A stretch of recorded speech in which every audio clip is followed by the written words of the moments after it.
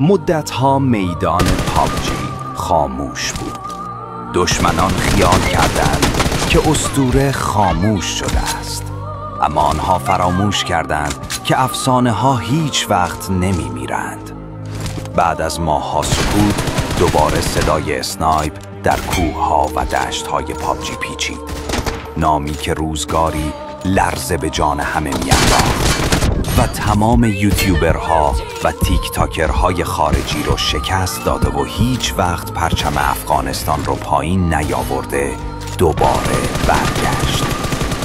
KF سوهای.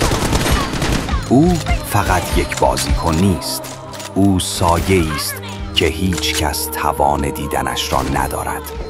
او شلیک نمی کند تا تفریح کند، او شلیک می کند تا قانون را بنویسد. هر مرمی او یک سرنوشت است، هر نگاه او یک پایان است. برگشت KF سوهای یعنی پایان دوران آرامی. برای خارجی ها از امروز